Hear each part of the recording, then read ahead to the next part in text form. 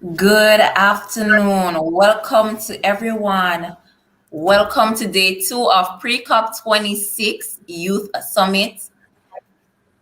Today, I'll be your host, Janelle Pierce, alongside my awesome co-host, Khalil Bennett, Leighton Mamdeen, and today will be no different from yesterday as we continue on the topic of climate change, alongside some beautiful topics. Khalil? So, good day again, folks. Just to give an overview of day one yesterday, we gave a small introduction of climate change and how it concerned us over the recent years, right? So, our first guest speaker, Dr. Dwight Robinson, presented on the effects of climate change and insects, where he delved into the relationship of insects and how it impacts us as it relates to climate change, right? How we as human beings were impacted and how can we sustainably maintain the insect population without the use of chemicals and all of that bad stuff, right?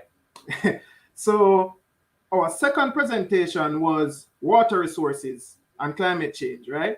This was done by Dr. Arpita Mandal, where she detailed and gave insight and case studies with how our reservoirs and water resources are impacted as a result of climate change.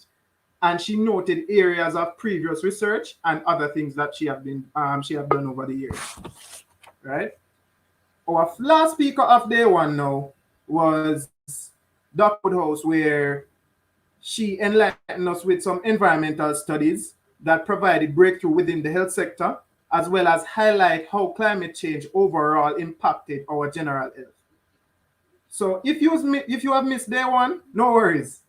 You can visit our webpage on YouTube and Facebook on our Footprint JA, and you can rewatch the live stream. So with that said, are you ready for day two? Let's get into it, shall we? Thank you, Khalil. So as I said, day 2 is no less exceptional than yesterday. Today we will be talking about food resources and climate change with Janelle Tomlinson. We'll also be having a panel discussion between Dr. Kun Kun and Gerald Lindo on energy and climate change. So if you want to hear about how we can combat climate change as youth and feel the energy and the drive to go on after such an informative session, please continue watching. We just want to thank our sponsors, the European Union, the British High Commission, and the United Nations Development Program. Also, we just want to thank the Jamaica Climate Change Council, the Jamaica Climate Change Youth Council for affording us such an opportunity, this beautiful platform for us to share these beautiful topics as we speak about how we can combat climate change by putting all the information out there for us to feel the energy and the vibe so that we can go out there and advocate and do the action as we save the earth that serves us.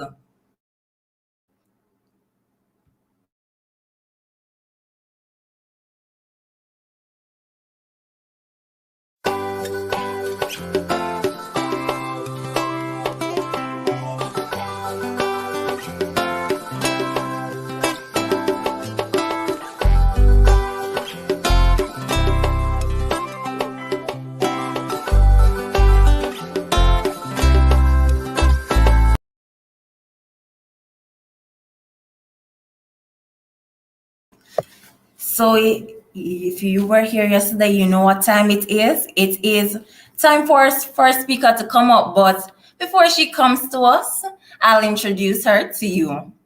Janelle Tomlinson is a researcher who attends the University of the West Indies Mona campus, where she completed her bachelor's and master's in geography. She has a background in agriculture and rural livelihood and has a deep interest in climate change advocacy, adaptation, and environmental justice. Ms. Tomlinson is also very passionate about youth involvement in climate issues. Her enthusiasm for climate activism has guided her to the path of being a youth climate activist. She has been recognized for her zeal for climate activism, which has led her to being involved in several forums such as the Youth for Climate Live series and the United Nations Economic and Social Council Forum. Janelle is currently a PhD candidate in climate change adaptation and is a cog in youth advocacy for climate change in Jamaica. Ladies and gentlemen, boys and girls, I present to you Janelle Tomlinson. Hi, Janelle. Thank you so much for that warm welcome. And again, thank you to the Jamaica Climate Change Youth Council for their continued efforts, at just youth advocacy and engagement and, showing all how the interconnections across the different cost-cutting areas. So thank you so much for that. So today's presentation is, an area that I am particularly, excited to be in, an area that I have been working in for some time, and look forward to sharing with the audience today. And it's one on the area of food security and climate change. And when I think about how climate change will continue to affect issues are surrounding food accessibility and availability, I just saw how important it was to share on this today. So I'm just going to start off now. Please indicate to me if you're able to see my screen. See? Yes. Okay, perfect. Great. So for today's presentation, there are 4 key objectives that I want to highlight. Firstly, highlighting exactly what is this issue of food security, why it's critical, how climate change has started to impact it, and then the big question of what next. And so I'd like to start off today by providing some facts and figures about food. And I'm not sure how many of us know, but did you know that in 2008, there were 1.4 billion adults that were considered to be overweight, and another 868 million people that were in fact undernourished. When we look at the fact that 35% of the global adult population is in fact overweight, and another 29% of the total world population is micronutrient deficient, then it shows us that there are varying facets to this food security issue. And many of us might not even recognize that, being underweight is in fact an issue as it relates to nutrition. But in fact, it is, and it is something that, comes up often when we talk about food security, or we talk about the types of food that are necessary for individuals to be healthy, and the whole issue of accessibility and availability. And so I want to delve today into one of the first key questions in looking at the food security and the climate challenge. What is this issue of food security? So when we're able to obtain and to essentially consume safe and nutritious food that is essential to human well-being, then we're considered to be food secure. And this security therefore exists when all people at all times have access to sufficient, safe, and nutritious food that seeks to meet their needs to enable an active and a healthy lifestyle. So pretty much when we look at accessibility to food, this is one of the key tenets of food security, because if food is available but persons aren't able to access it, then therein lies a challenge. And therefore, the 4 most important aspects of food security include access, availability, utilization, and stability. And if we delve into these 4 aspects a little bit further, then availability speaks to whether or not sufficient quantities of food of appropriate quantity can be obtained. And here I want to emphasize appropriate quality and quantity, because again, food can be available but in only minute amounts, which then creates issues of scarcity, and again, how that can drive the supply and the demand chain. And so availability in the correct quantities and qualities is a key aspect of food security. And now we transition from availability to access, and access has to do with whether or not individuals have adequate resources for acquiring the quality and quantity of nutritious foods that are required, for a proper diet. And so, while oftentimes food can be available, the component of accessibility is also important, in ensuring that persons have the requisite resources to be able to tap into, where the food is in fact available. And then this component of utilization and how food is, able to be utilized through adequate diet to reach a state of nutritional well-being is also important.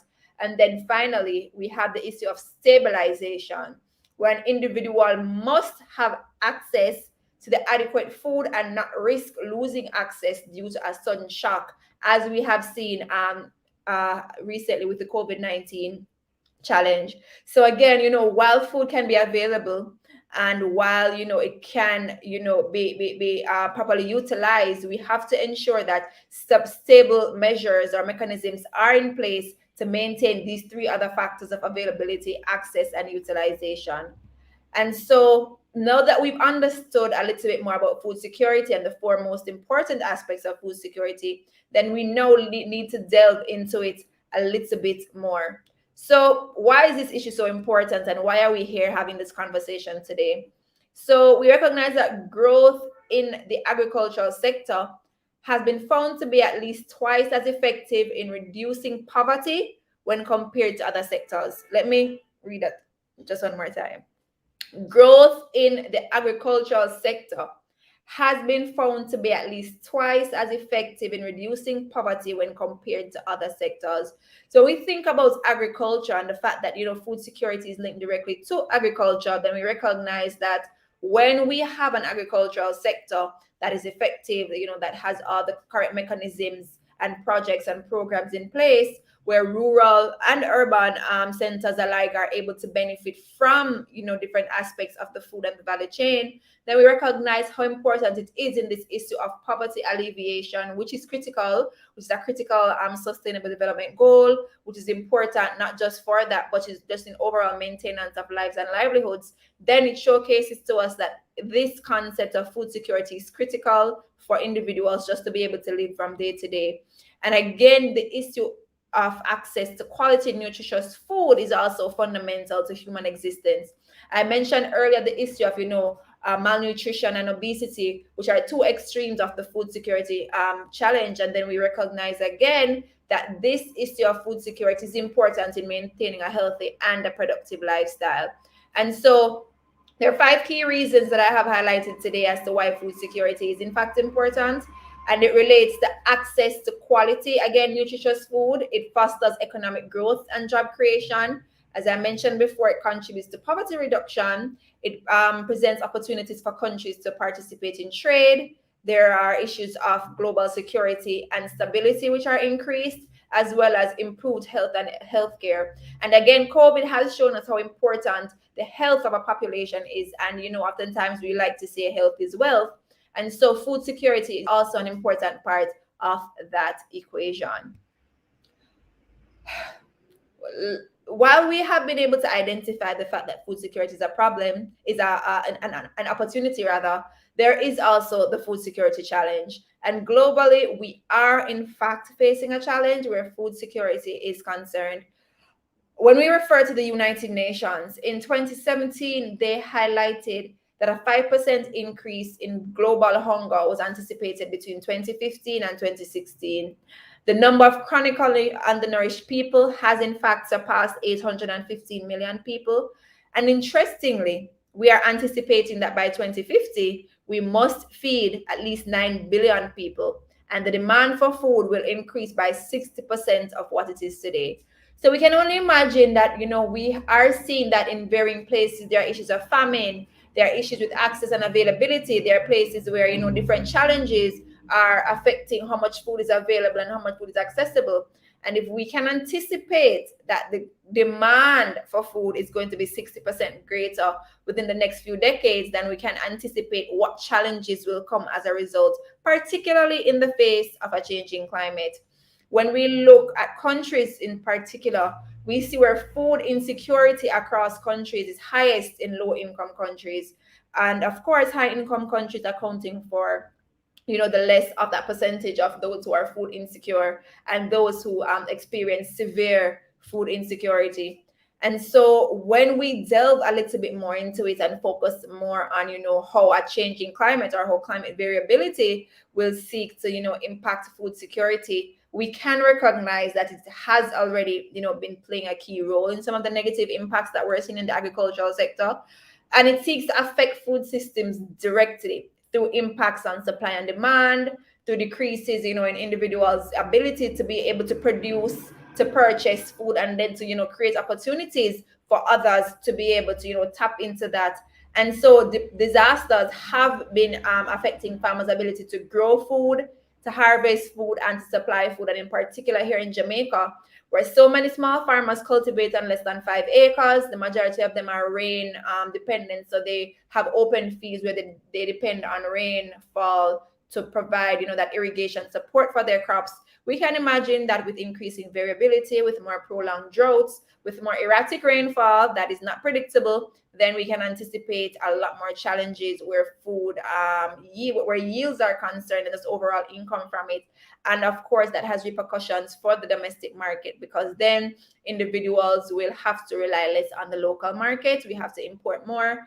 And then again, we recognize the challenges that have arisen with that. And again, COVID has shown that when we rely so heavily on import substitution for food, then there are serious repercussions at the local level. And so when we delve a bit more into what some of the results have shown, particularly for climate change and food security, we recognize that there is an unpredictable yield for the cereal crops in semi-arid regions of the world. And we can assume that 80% of the challenges that will affect cereal crops are as a result of climate variability.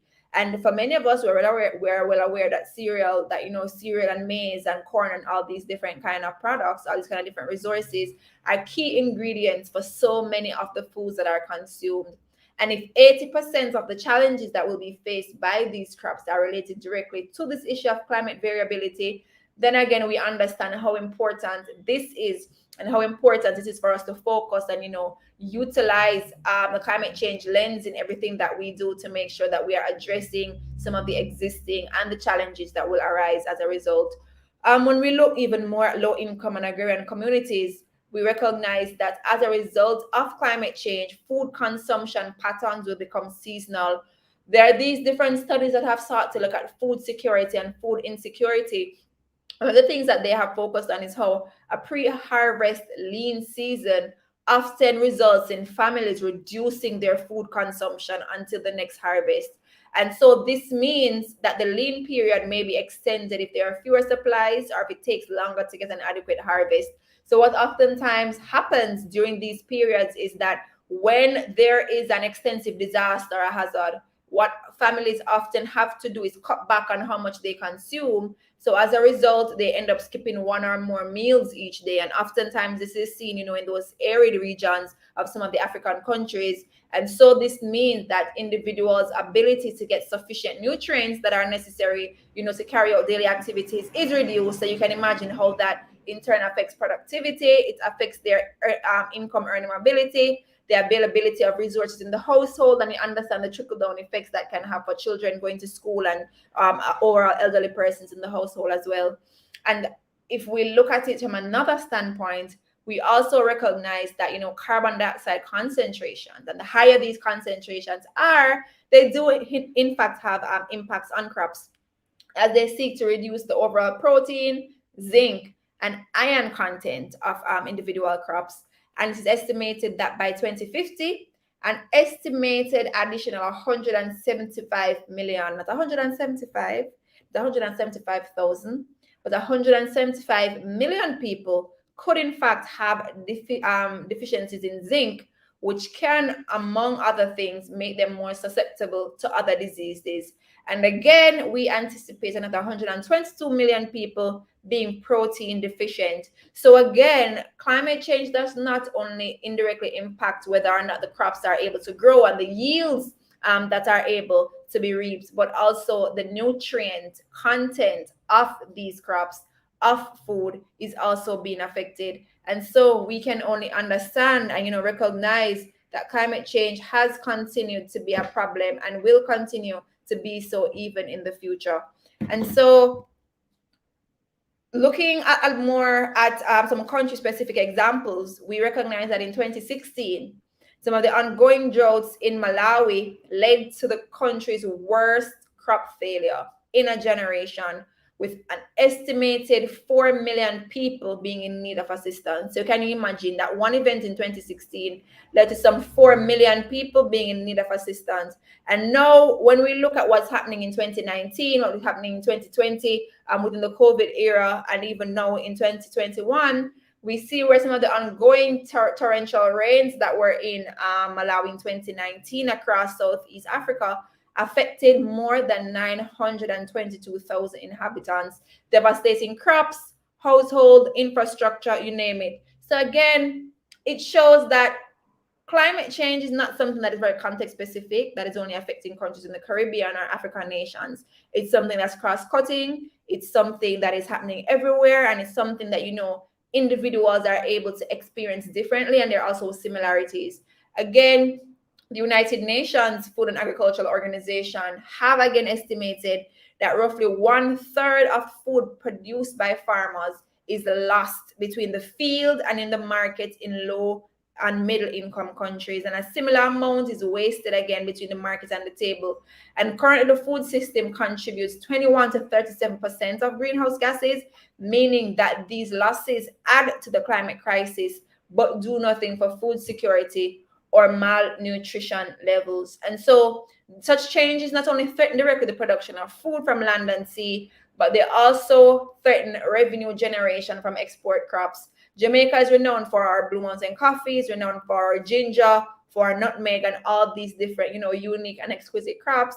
And we recognize that again, climate change is having an impact on, the quality of a lot of these. The Blue Mountain coffee in particular has been affected by the coffee leaf rust, which farmers attribute to seeing particularly after Hurricane Sandy. So the crops were stressed, they were already undergoing challenges, the hurricane came and wreaked even more disaster, and again, they were more susceptible to this disease, which has been, one of the largest challenges being faced by the coffee sector today.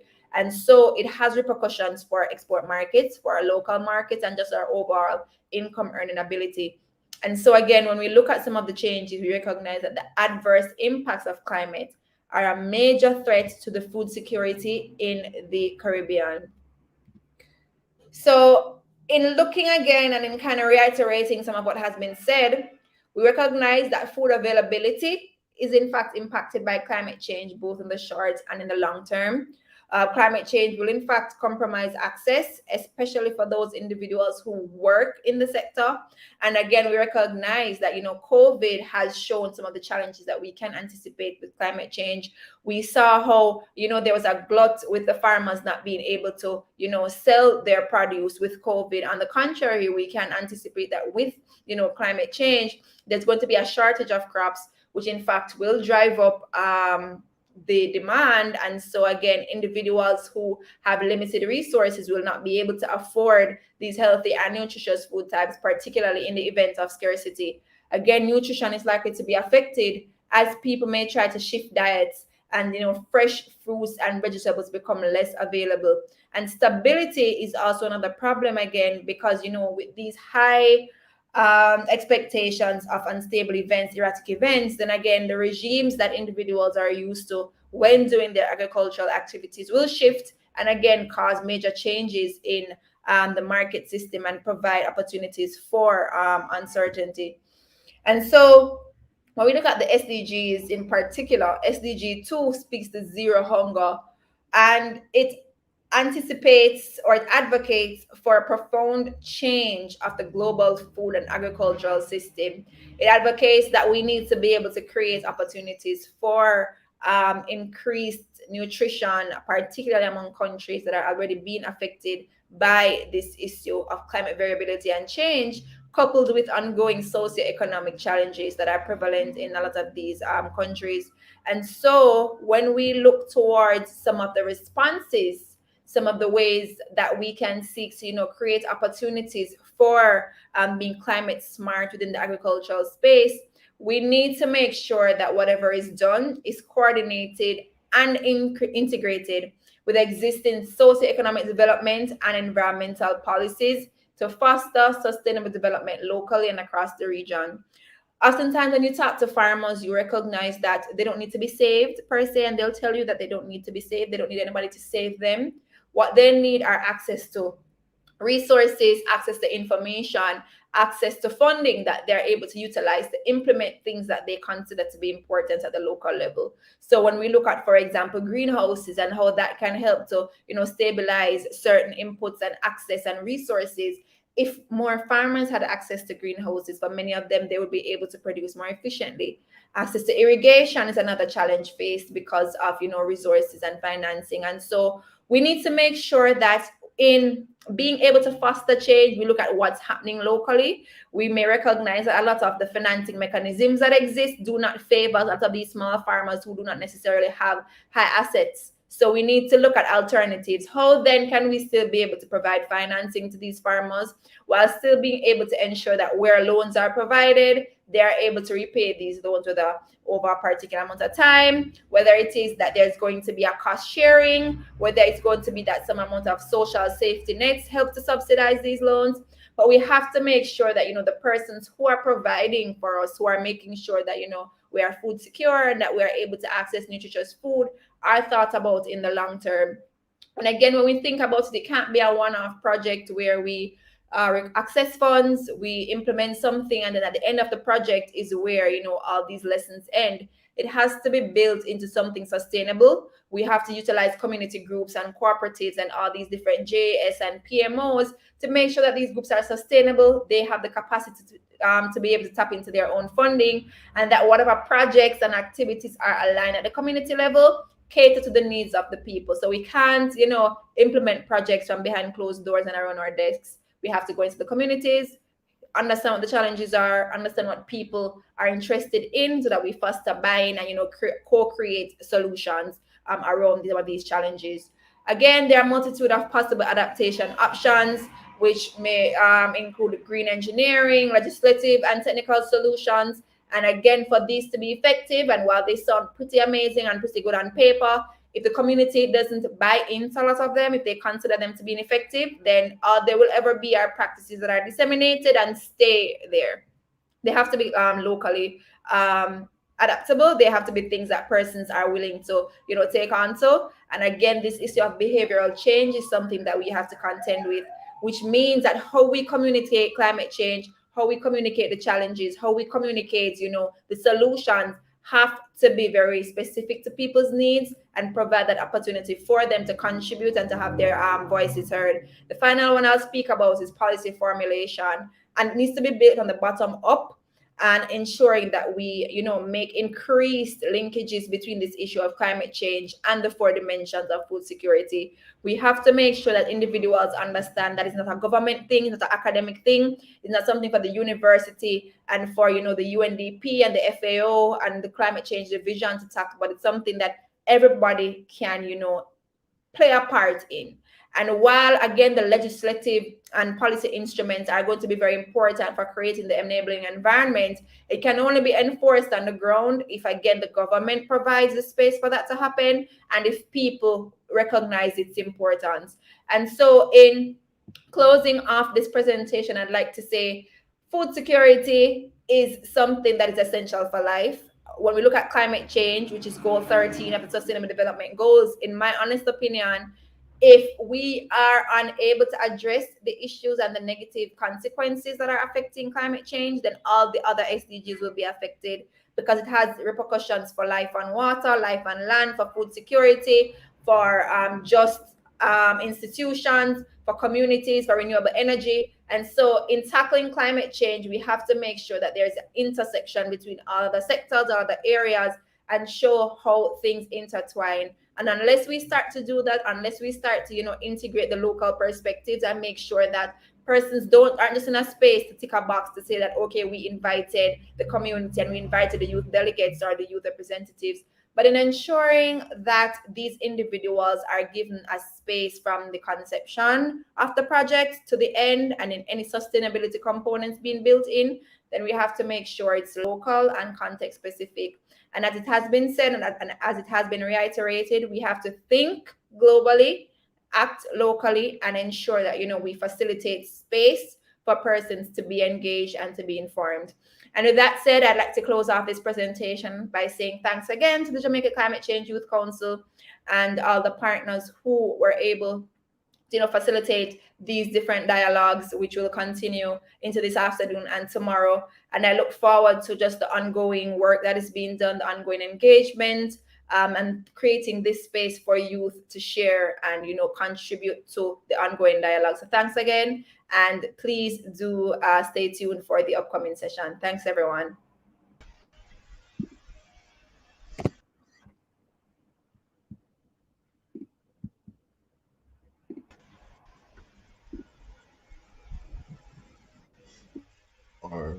All right. Thank you so much, Janelle.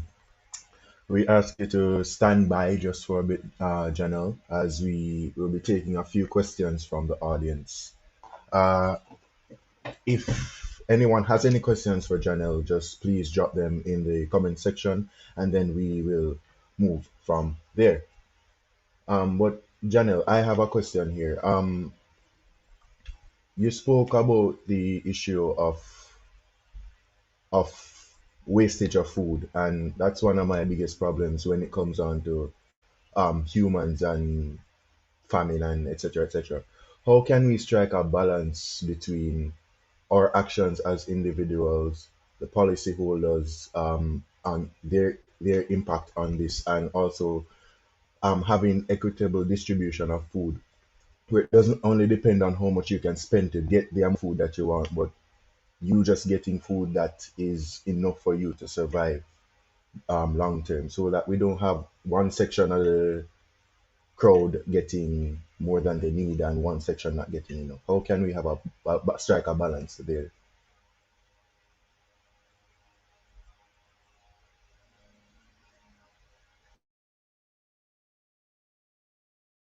Is being produced, but one of the issues that we have is when it comes down to storage and being able to capitalize on periods when particular foods are in, say, a glut, and then see how we can have those for upcoming periods when they are scarce. So for example, if you look at tomato as a crop, if you look at cabbage, if you look at lettuce, all these different things that are grown locally, when we think about it, you'll realize that in certain communities, individuals have them, as we would like to say in Jamaica, stone animals, because the price that they're getting for it is either too low. A lot of the things related to the markets are not necessarily as equitable as we'd want them to be. And so I think one of the biggest challenges that we have, we're not capitalizing on whatever crops can be grown in season, and then seeing how best we can create value added from a lot of those. So storage, having cold storage, creating opportunities for collective efforts for individuals to be able to grow and store these foods so that they can be, again, shared in the future during periods when they are not necessarily as, we don't have an ample supply. So for me, we need to tackle the storage issue to make sure that persons can, in fact, have access all year round. We're a tropical country. I don't see why we need to be importing as much as we do. There are certain things that we aren't able to grow in abundance. And while that is understandable, we need to capitalize on those things that are very, particular to us. And I don't think we have been doing that as much as we ought to. I feel like there are certain things that are given a greater priority, and we don't recognize that, we can grow a lot of these foods. We can store them. We can tap into value added. How do we create tomato paste from what is happening? How do we incentivize communities to be able to create fruit bag juice? I see it happening in so many communities where they are looking at and say, all right, it's mango season. We need to capitalize on the mango. What are we going to do with it? They're making chutney, they're making jams, they're making juice. And again, this is just of their own initiative. So can you imagine if there were, you know, these sort of incubator spaces or these opportunities for communities to go in and pitch their projects and say, we want to do this, and it will contribute to income generation, to job creation, to food security. So for me, I think that we oftentimes look at the big picture and don't recognize that the local communities have a lot to share. And again, a lot of these communities grow food for themselves. So again, I don't even think it's an issue of saying that the food is not available for everyone to tap into, but because when the food is grown, it is not capitalized on, then we end up in issues where oftentimes we have shortages, and then the shortages are where the challenges come up. So again, that is one of the key areas I think we can capitalize on. Producing incentives for individuals to get into agripreneurship, producing incentives for individuals to be able to tap into this value added, and creating increased opportunities for food storage, incentivizing the youth to grow, eat what we grow what we eat, and can what we can't, I think is the new slogan that we should be promoting. And that's just one of the things that I think, and as M has said, inequitable distribution of food contributes to the wastage, and that is so true. So I just think that's one of the key points I'd like to share on that particular note. We can't hear you. I think you're muted.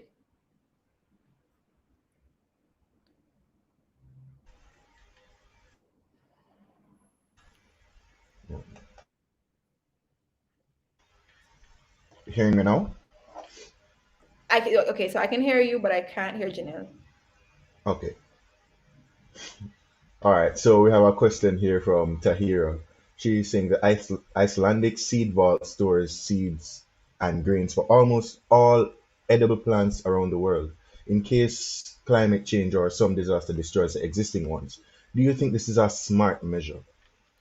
Thanks for that question, Tahira. I think there are two sides to this particular question that you posed. So I know that seed banks are a thing in a lot of places, and even here in Jamaica, there are lots of propositions for us to have a seed bank. And while I can understand that, you know, it will create opportunities for storage of edible plants and, you know, seeds and grains, I'm thinking about now if it's a thing where all countries tap into it, then we might see issues again of inequity, issues of justice, because countries with greater access, greater resources might be able to tap in, might be able to hoard more of these seeds, and again create challenges for smaller countries. So while I recognize that, you know, it's something that a lot of persons have done and continue to do, I do also wonder if it is something that will in fact create another challenge where smaller countries again get left behind with larger countries capitalizing, as we've been happening potentially with vaccines. So yeah, I do think that while it's possible, it may create additional issues where justice and just overall access is concerned.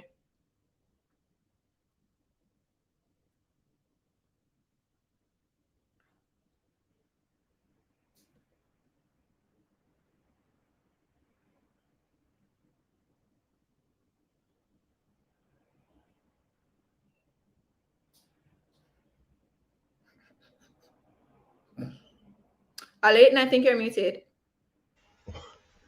Yes, I was saying, Emmy said something that I seem to agree with or find very interesting. He's saying there is also the issue of food safety standards that seem Oh, to for sure. elude us. So global gap certification is one of them that, you know, where what was being introduced, but again, a lot of the farmers aren't able to tap into that. And again, because it's a prerequisite for exporting to certain spaces, then they can't even do that. And even when you think locally about even say certain sectors such as tourism, persons have always advocated that, oh, farmers need to be able to tap into those to secure contracts and, you know, secure markets.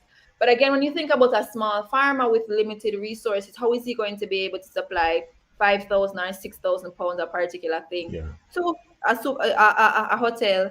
Again, when the hotel want them to be a particular size, a particular shape, of a particular look, and the farmer again have all these different issues he has to be faced with.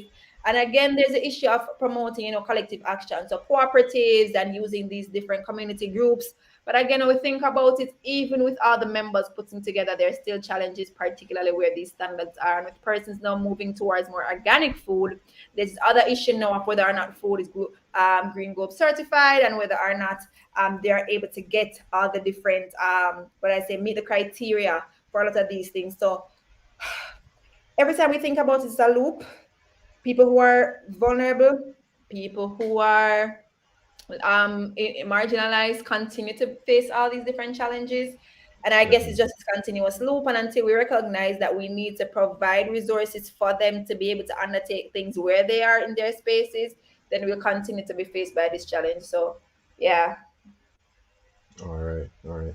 So it doesn't seem like we have any more questions. So at this point, we say thank you, Janelle, for the presentation, and thank you for answering the questions for our guests today. It was definitely a presentation that has, sparked interest within the group here, and will definitely have us thinking in the days to come. So thank you again. Thank you so much to both of you, as well as the Kalila. It seemed that he had to leave. And I'd just like to say that the conversations have been very inspiring. So continue doing the amazing work. I'm really excited for Gerald and Dr. Kunkun's presentation, as well as tomorrow for especially the town hall. So thanks you guys again, and please do keep safe. Thank you so much, Janelle.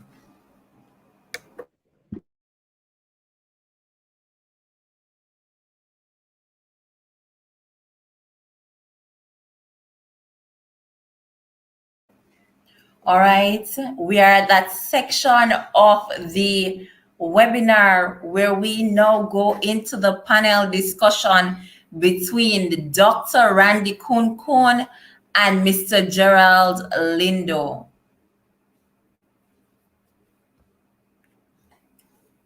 Dr. Randy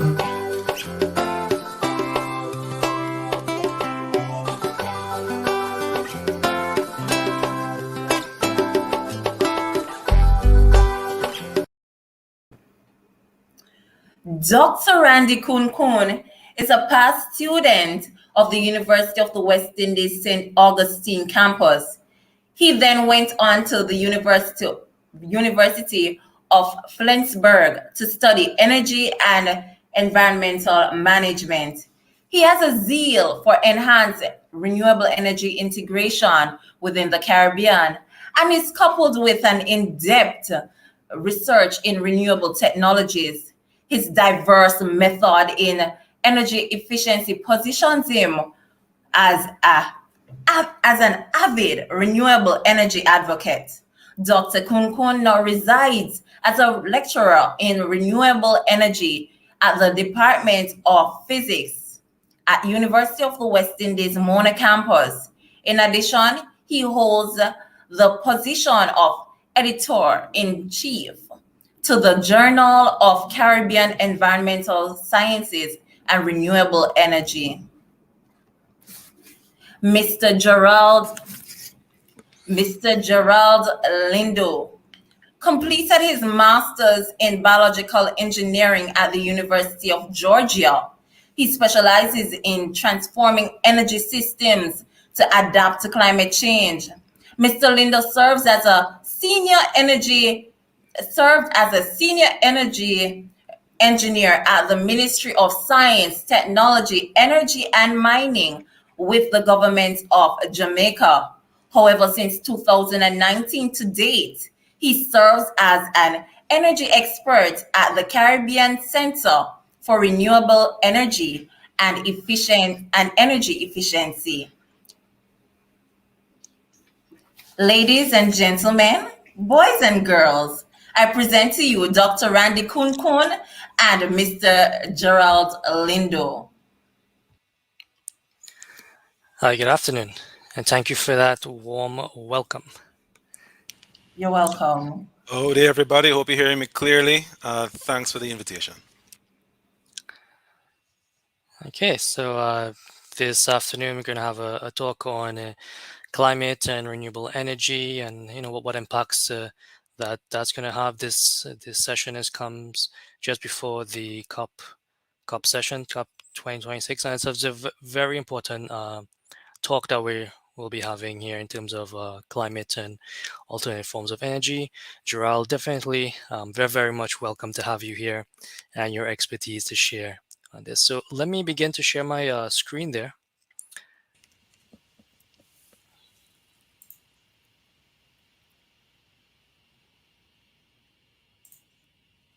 Okay, and please confirm if you can see my PowerPoint.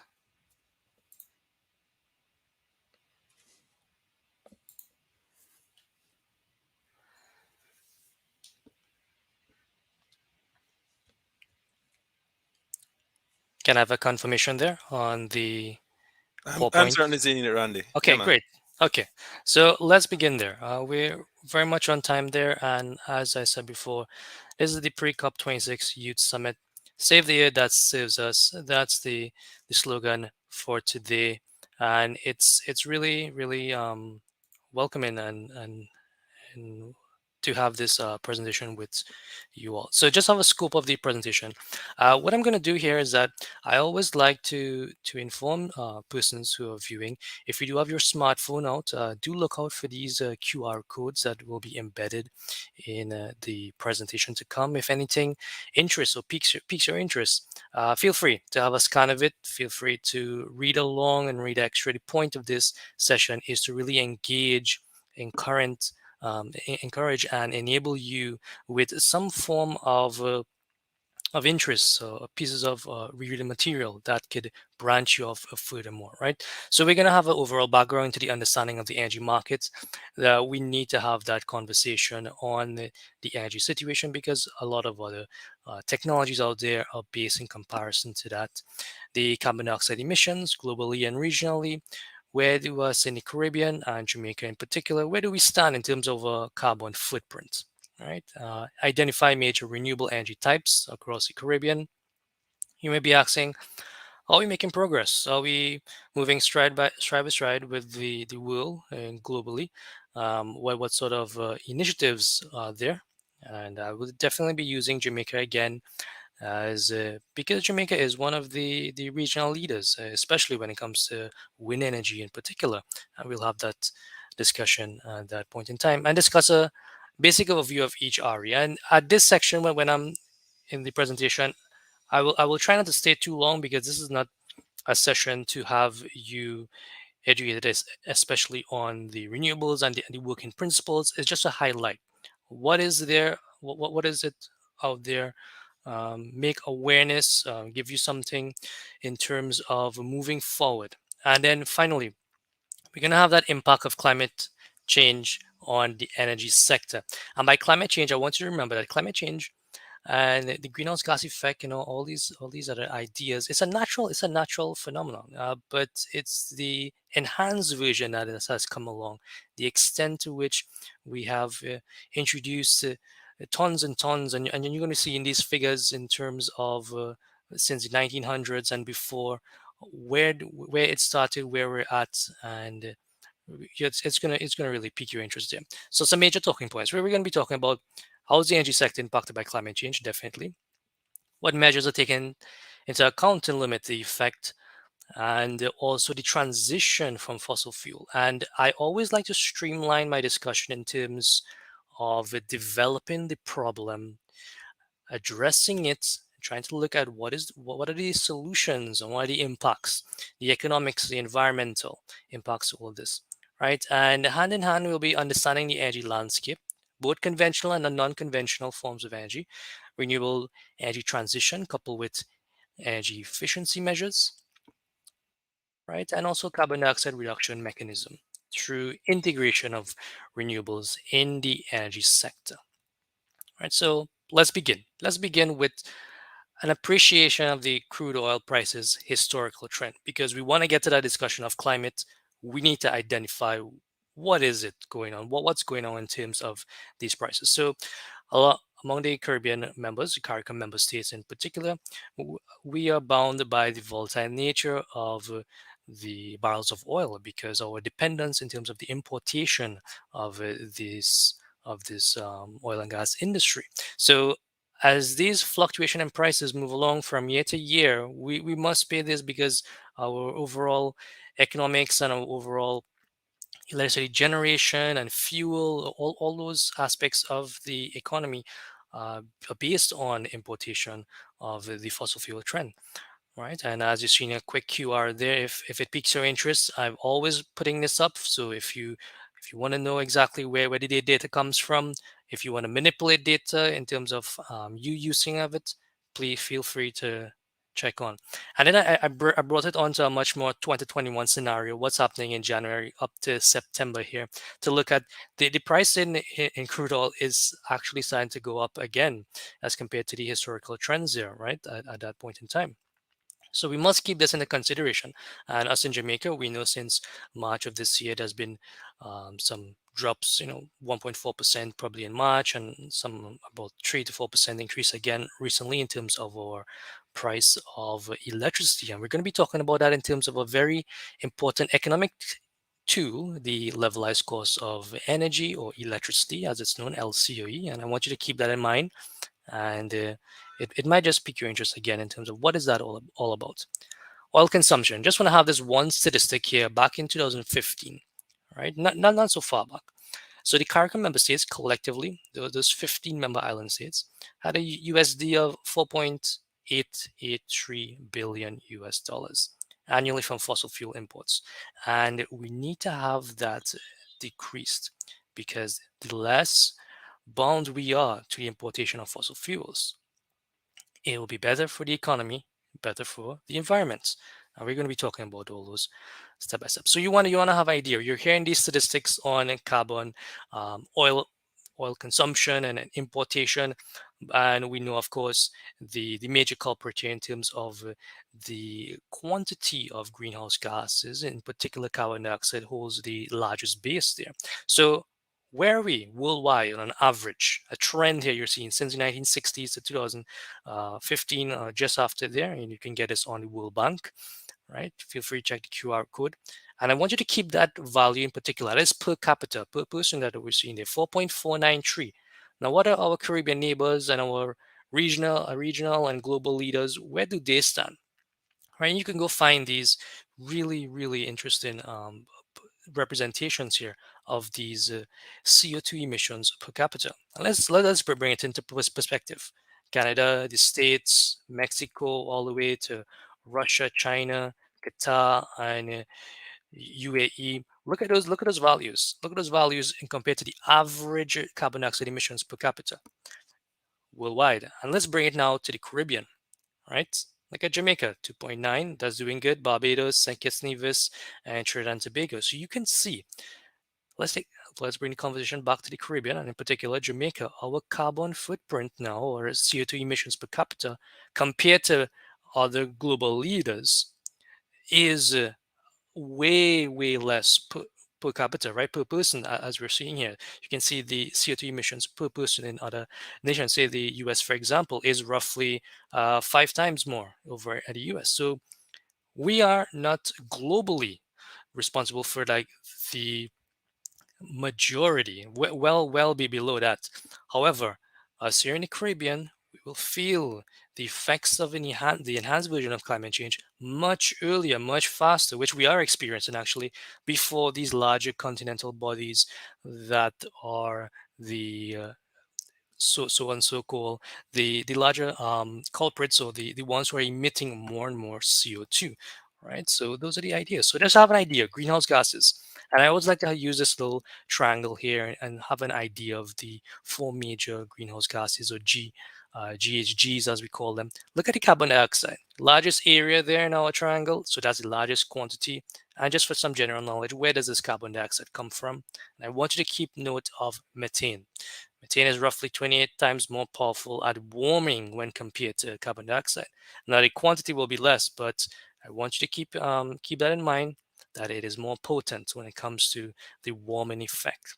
Right? And I'm sure you all have heard about the greenhouse gas effect and the mechanisms behind that. I just want to bring awareness. So what's this about? What type of gases we're going to be talking about here today?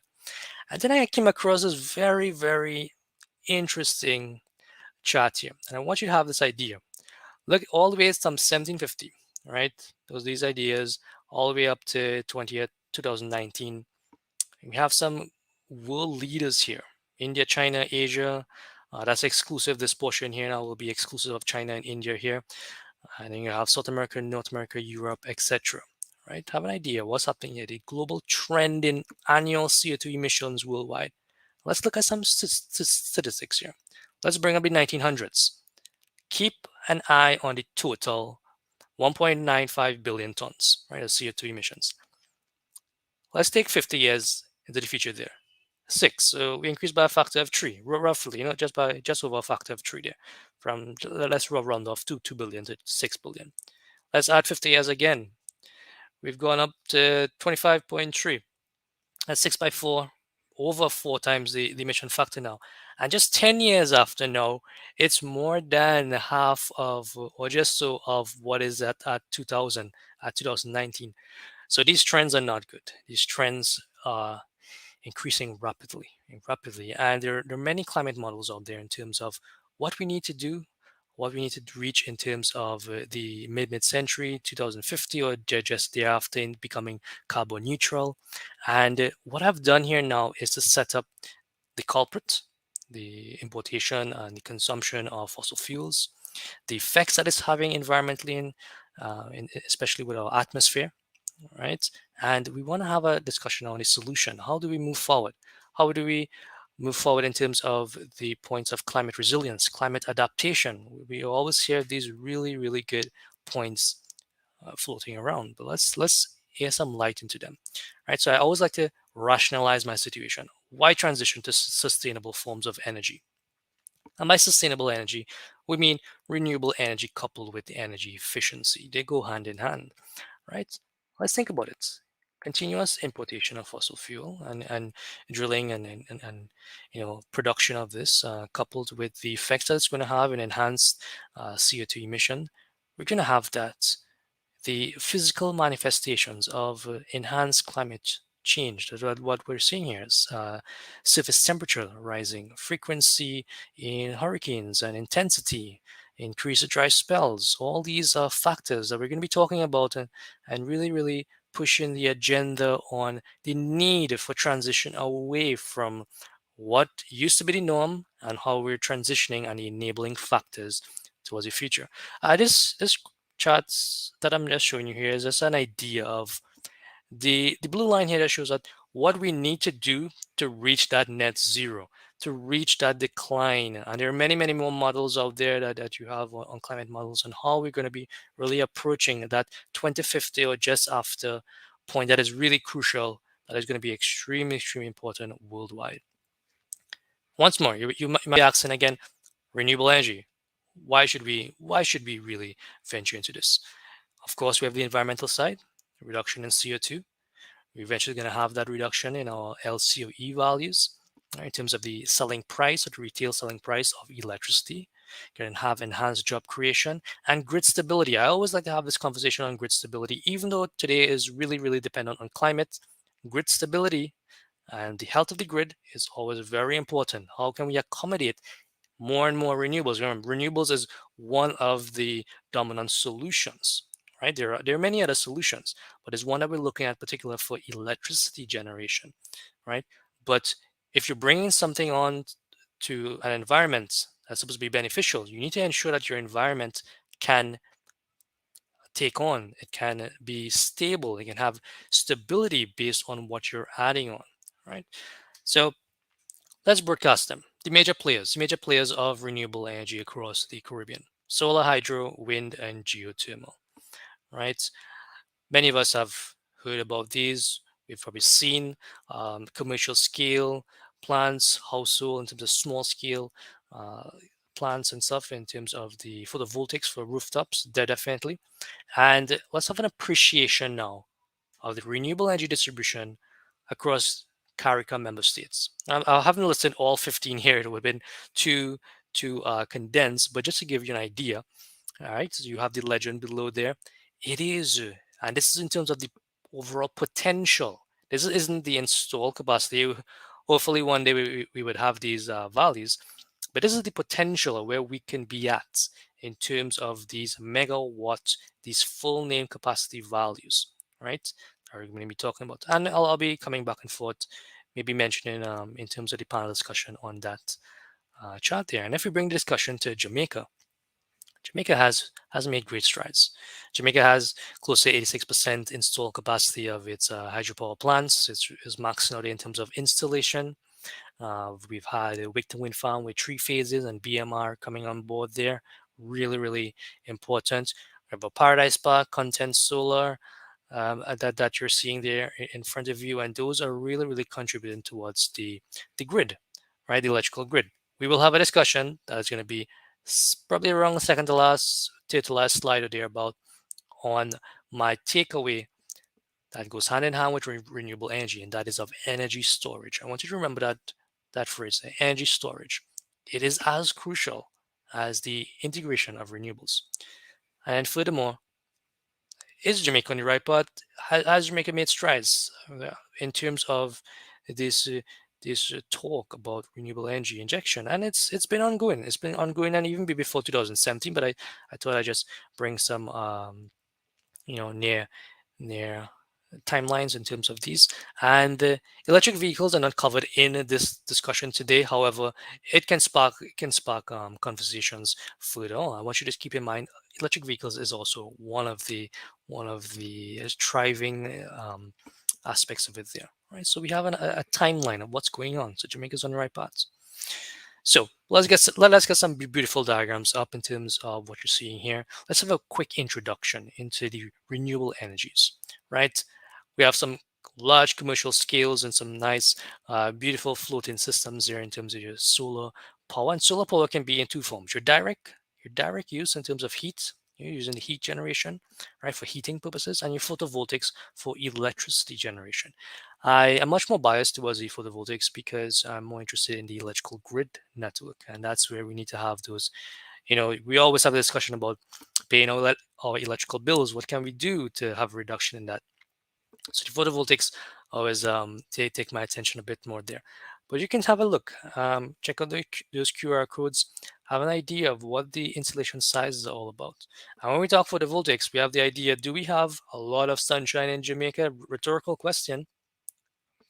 Within the Caribbean, rhetorical again, and it's because of that solar radiation index values, and it's all dependent on your latitudes, But so us in the Caribbean, we have vast abundance of this resource, all right, and it's really crucial that we tap into it. And you can go and check out these solar GIS maps if you're interested. You can generate these maps worldwide. I've done one here for Jamaica, for example, just to give you an idea of these potential values, and with perspective now. I'm not just going to show you values. So let's get some perspective. Certain areas in Jamaica are hitting around. We will have to focus too much on the units. Let's just take the numerical value, say 5.4, 5.8. Areas in Germany around 2 to 3 in terms of the solar radiation values. So you can see in terms of Germany, which is a world leader in terms of technology and these sort of installations, right? They've enhanced their efficiency and installations way more. So they compromise for the lack in resource. But us in the Caribbean, we do not have a lack of that. We have abundance of that resource, right? And then you can have your small scale situation here on your rooftop, and there's a nice visual one of Content Solar over here in Jamaica. And you can have the general ideas. One last slide on this.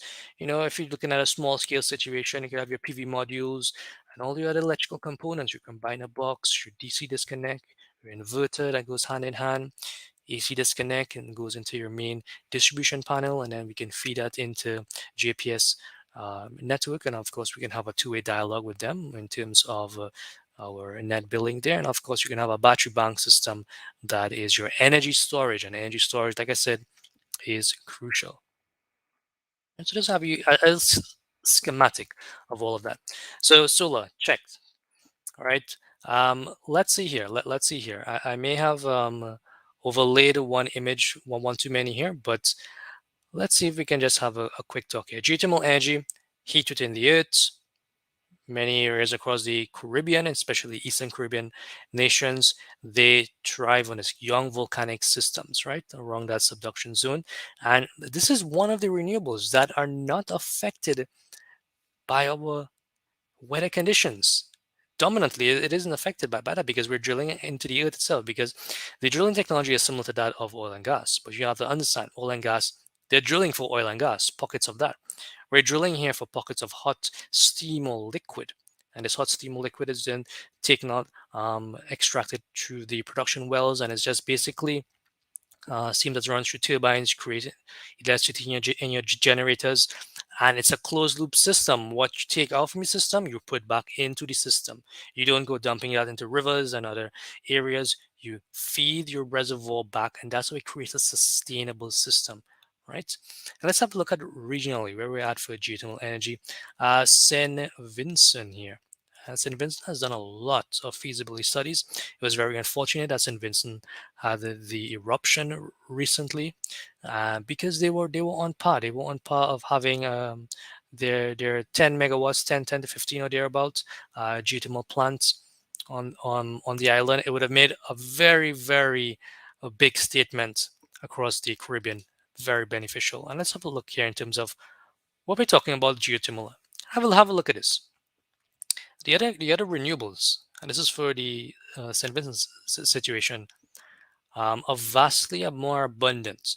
But if you do a potential case of just 10 megawatts of geothermal, geothermal has what we call a much higher capacity factor, a turnaround rate of its energy, and just because of that, it can outweigh what we call avoided CO2 emissions based on this renewable or clean form of energy that you're inputting here, right? So the economics, the environmental, and electrical grid network are all major points that geothermal can feed into there, right? I'm not going to go into all of this. Wind energy, all I want to take from here, wind energy industry is among another large player across the Caribbean and worldwide.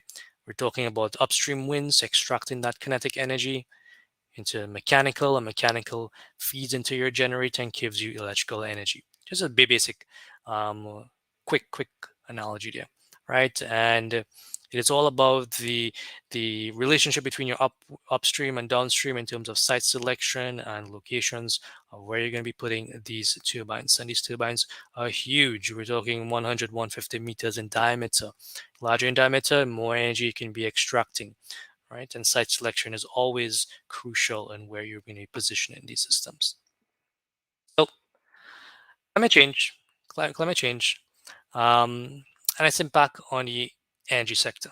So the enhanced state of climate change can exhibit implications on energy endowment, infrastructure, and transportation, and in turn have a trickle-down effect on the economic sector.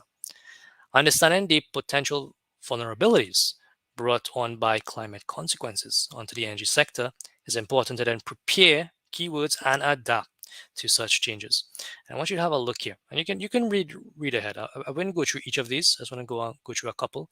Demand profiles will be affected by increasing temperatures, as the reduced demand for heating with an increased demand in cooling will occur, because we have a planet that is going to be heating up more and more. So during the summer periods in continental areas, for example, AACs, and even us in the Caribbean here during our hot months, we're going to have this cooling problem, right? We want to have more and more cooling as it is. And even at periods where it's supposed to be cool, it's not going to be at those temperatures compared to previous timescales, right? And finally, that last point there, both the oil and gas industry, so that's conventional forms of energy, and the non-conventional forms of energy, renewable industry, will be affected due to generation variabilities. And let's just have a quick look here on this chart. So hydro, wind, bio, solar, wave, tidal.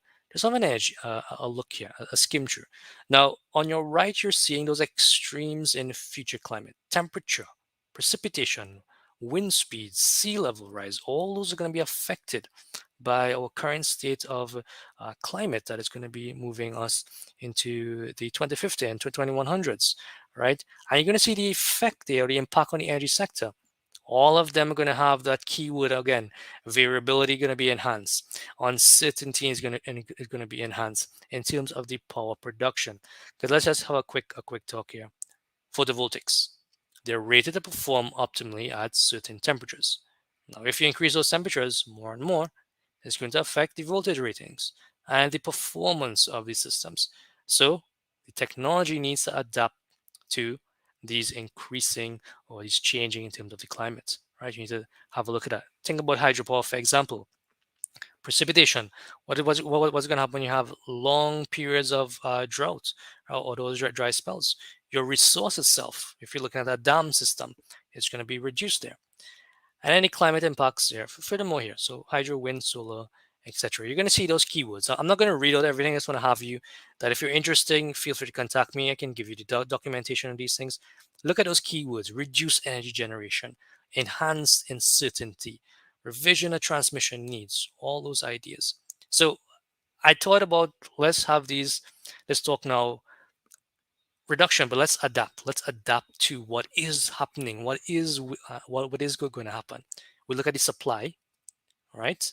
Mine resources such as your conventional forms of energy, and I just mentioned this because we haven't fully phased out the oil and gas industry. It's still there. It's still needed for certain functions that will eventually be phased out.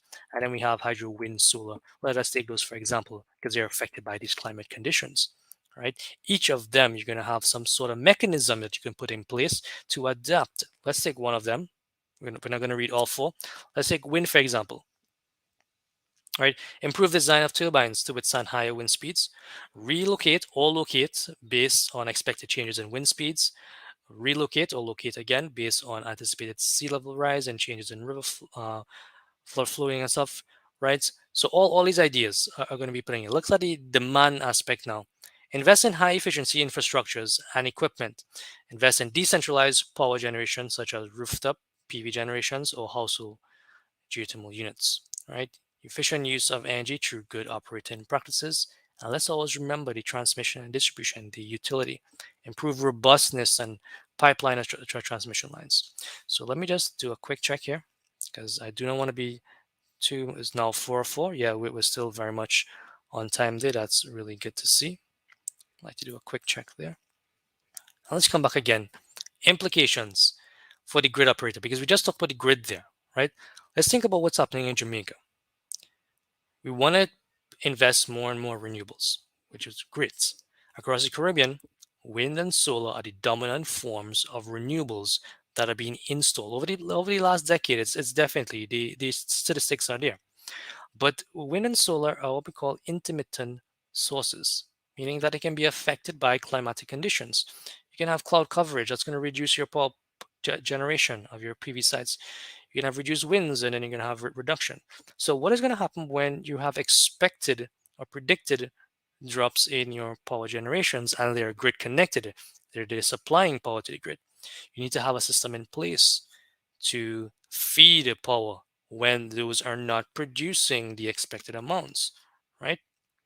And let's have a look at the diagram here. This is what we call the intermittent nature of it.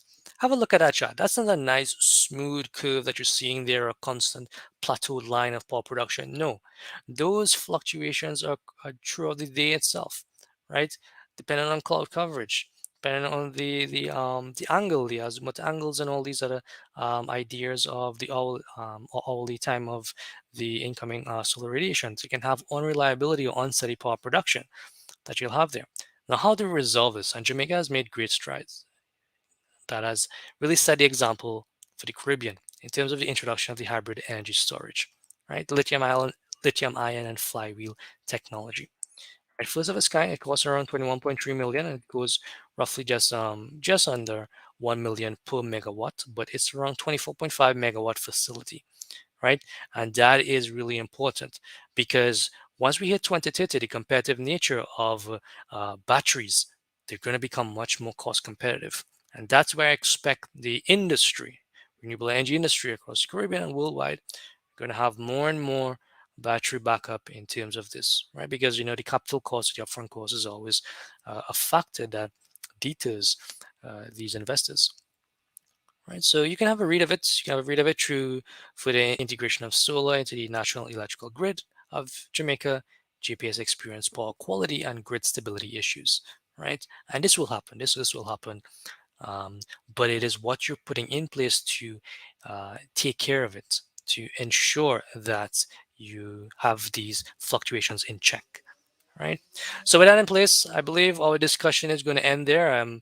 I hope I didn't go too fast. I hope the panel discussion, if you feel free, we can discuss further aspects, right, in terms of these ideas. I hope the points of what is going to happen in terms of the impacts, the adaptation, what we need to do, and really looking at, you know, we need to understand that the climate regime is constantly changing, and the models are showing that yes, there are paths to reach that carbon neutral by 2050 or thereabout, but with the new AR6 and COP26 that is going to come, you're going to see that keeping within that 1.5 degrees isn't going to really be that um, that realistic anymore, because the target goals by global leaders and by nations globally have not been kept in terms of CO2 emissions and renewable energy injections and stuff, right? And this is where world leaders now will have to impart further policies, further initiatives to really hold countries accountable and really hold these agreements accountable. So feel free to reach out to me if you want to have a discussion. And thank you for your time. And I will now sign over to Joel. Thanks, Doc, and thanks for a great presentation. You went into a lot of detail on a lot of the technological issues that we're facing with energy, with respect to climate. I want to touch a little bit, though, on some of the policy issues, which is where you kind of left it off. Definitely.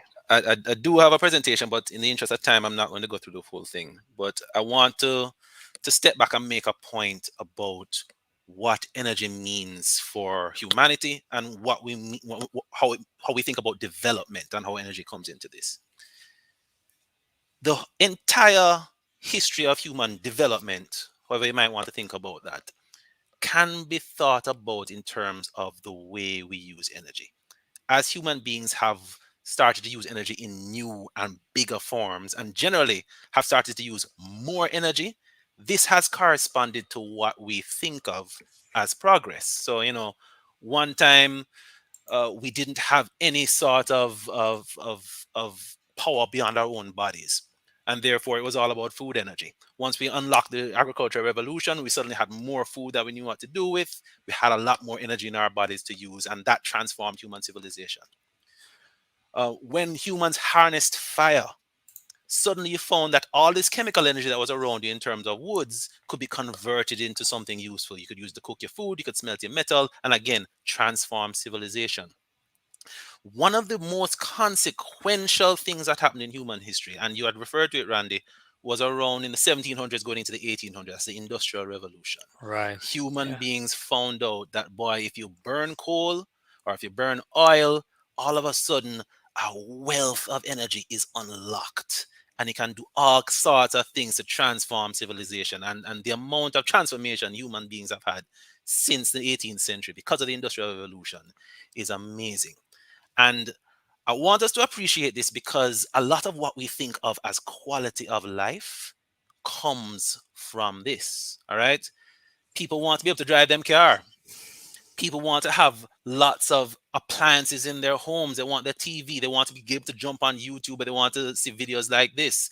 A lot of what we think of as development is about increased energy consumption. And this is the problem, because most of the energy consumption that we do today is fired by fossil fuels. And so since the Industrial Revolution, we have been dumping carbon dioxide into the atmosphere again and again and again at an accelerating pace. You've had more carbon dioxide emitted in the last 30 years than in the entire history before then, because of the sort of incredible transformations we're seeing in Asia, and you had noted it in one of the graphs that you showed, because of the fact that we're doing so much more. We're flying, we're driving cars, we're doing all kind of nice things. But we are destroying our planet in the process. No, the problem, the difficulty here, the difficulty is that our notions of development, our notions of what constitutes a good life, what we want for ourselves, is intimately tied into the usage of fossil fuels. So we say to ourselves, but we know that it is destroying the planet, but man want them car. People want to be able to fly around. People want power in their appliances. And you can't tell people not to do that, right? Or it's very, very difficult. So you go to the UNFCCC negotiations, for instance, right? The countries that are historically responsible for a ton of damage. We're talking about Europe, we're talking about America, right? They have polluted the atmosphere because, again, of the Industrial Revolution, and we see what it has done for their quality of life compared to ours. If you look at their energy consumption, and you showed it again, much higher than what we have. And don't even talk about what's happening in some of the poorer nations in Western Africa, for instance. Their energy consumption is a fraction. So those persons, as they develop, whether they be in Western Africa, whether they be in China, wherever it is, they want that quality of life that they see in Europe. They want that quality of life that they see in America. And so they are consuming energy.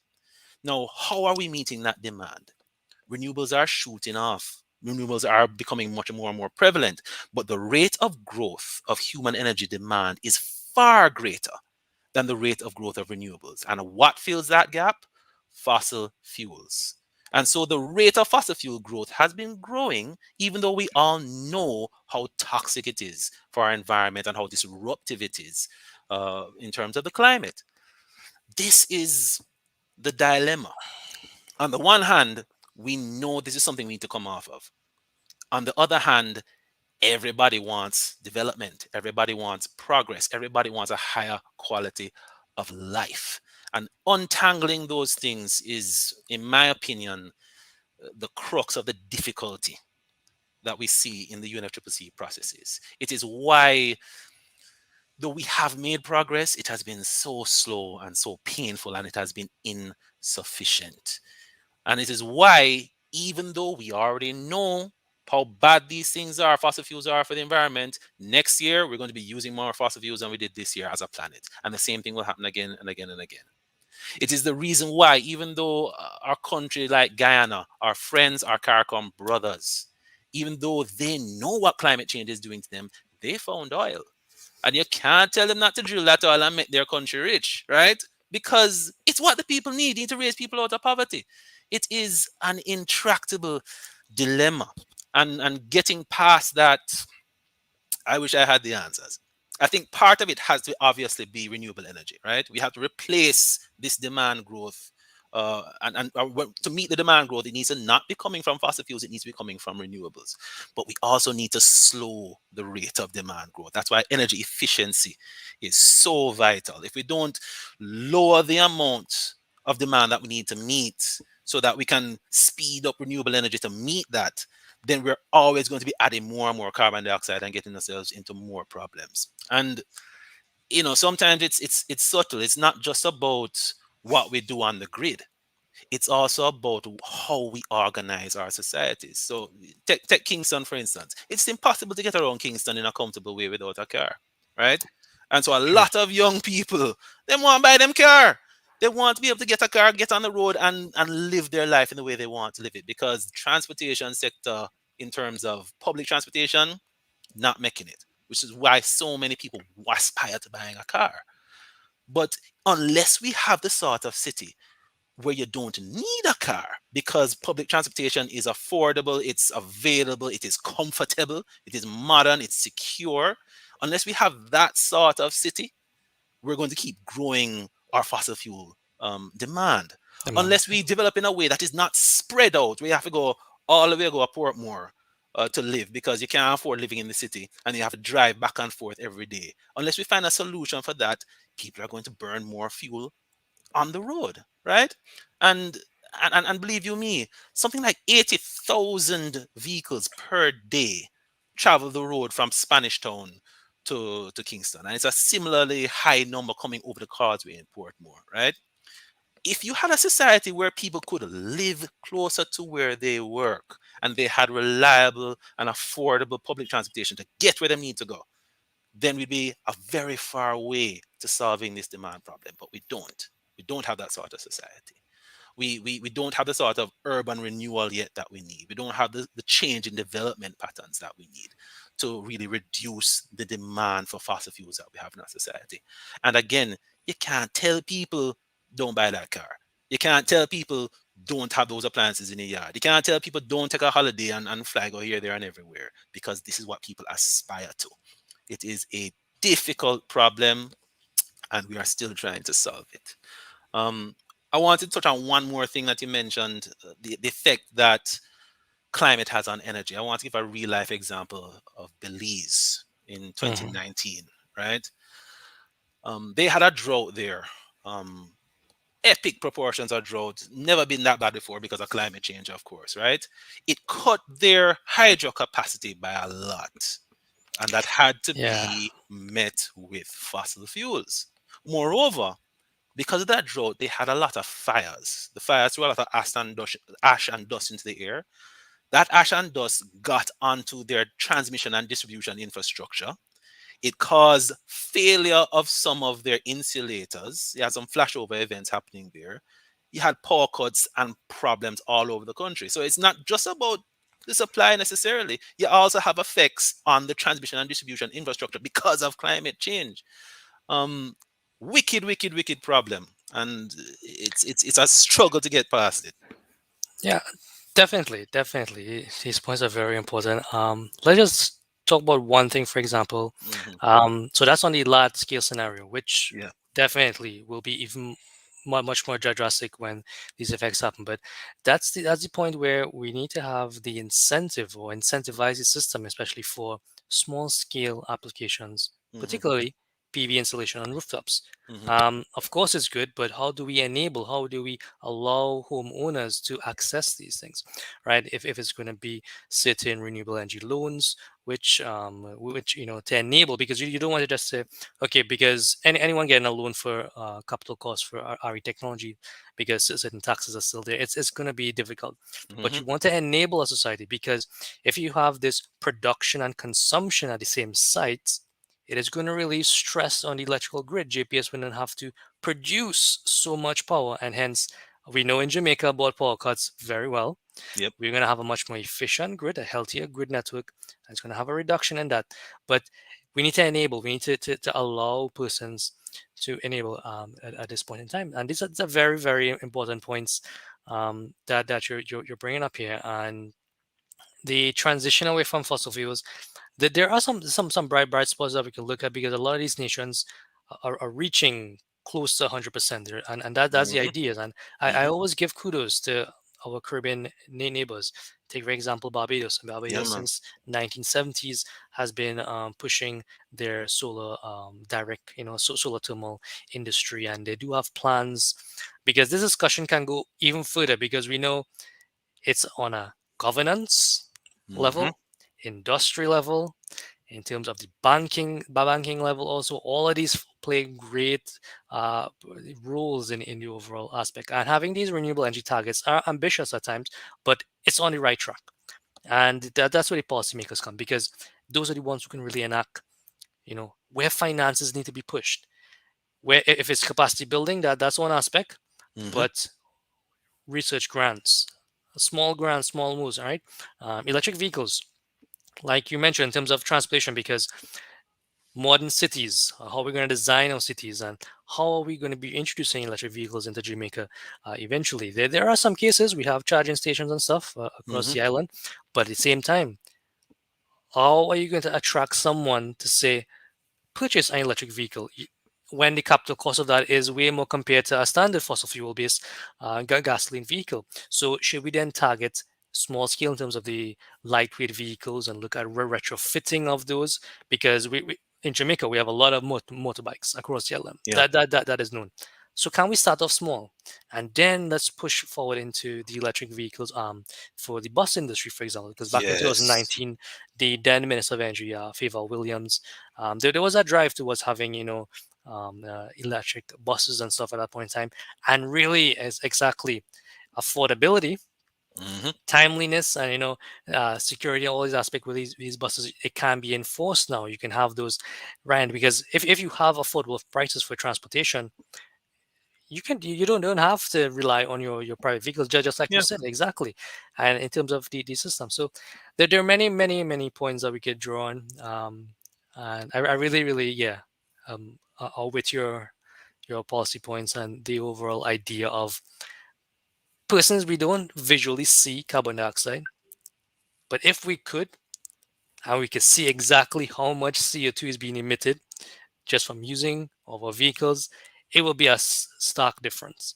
And if we were to have those actual meters in our households that actually show us what our energy counts, what is our carbon footprints, just to be a bit more aware, and then enable that with energy efficiency, the drive Yeah. towards that, right?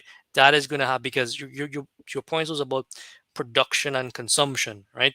And our energy yield is continuously growing, but we need to become much more energy conscious on how we use energy. What does it actually mean for not just us, not just us, because I know obviously self is always very important, but what does that mean for the society, for the Yeah. country, right? We need to become a team player. We need to become a team player if we're to tackle this problem head on. But progress is being made, but the reliance on fossil fuel is still there, definitely. Yeah. Like you said, it's embedded not just in the electricity sector. So many other industries are embedded within fossil fuel and its byproducts and applications and stuff. And that's where all the inventions and of other creations can come about to really substitute these platforms. Yeah. Yeah. I think part of the issue is, and you mentioned, you touched on it right there. One, you need to make things more visible for people, right? On the policymaker level, I don't know that there's been sufficient collection of information and making that information available to people on a sector by sector basis as to how much energy they're using, right? For example, not very many countries have sectoral monitoring of energy efficiency or energy intensity, right? So they don't necessarily have a basis to go to somebody and say, you know, that your factory is using more energy than you really should, or higher than the average. You know what I mean? Exactly.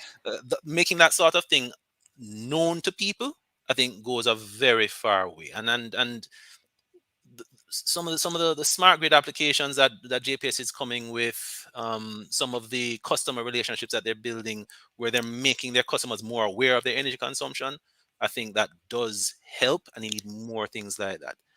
The second thing too, you need to make it easy for people, right? If I wanted to get a car, let us say, right, I can pick from a handful of electric vehicle models that are rather expensive, or I have many choices in terms of internal combustion engine vehicles that are cheaper, and them easier to maintain in terms of, well, they're actually more expensive to maintain, but I know a mechanic I can go to who can fix my internal Right. combustion vehicle, right? And so it's an easy choice. If people say, you know what, I can't bother with electric right now, let me get this, this gas guzzler. Or if I wanted to put some solar on my roof, right, I have to find a guy to do an audit. I have to make sure him not scam me. I have to get him to do a design. I have to go a bank, and I have to run up and down and do all sorts of things, generally speaking, in order to make that transition. Where there are other business models. You have some business people today who will come to you and they'll allow you to get a solar module for no money down. There are business models that are coming in Jamaica and are already existent in other countries, where you can just go to your utility and get your utility to make some installations for you, and you just pay it back on your bill. So it's not a lot of fuss and not a lot of running up and down. Uh, Whatever it is, if you want to get humans to change, you need to make it easy for them. And I think policies that make that switching easy is where our policymakers need to focus. Yeah. Let's see there. We do have a couple of minutes. I don't want to digress the conversation, because we're coming into the enabling factor, because we want to. We're telling people, and yes, we need to change, but how to enable. Just that exact point that you made there. Wouldn't it be great if JPS were to install a PV installation on your rooftop, free of charge? But here are the terms, right? Of course, probably that installation might take you 3-5 years payback period, depending on the size, obviously, because it could vary based on the payback period. But you can take all the power that is generated, you can have it, right? But at the same time, all the excess power, JPS will take that for free. Wouldn't that be a good trade-off? Because all the capital costs, all the upfront costs, you don't have to take on, right? And it's something that they install, and then you can use when it's there producing.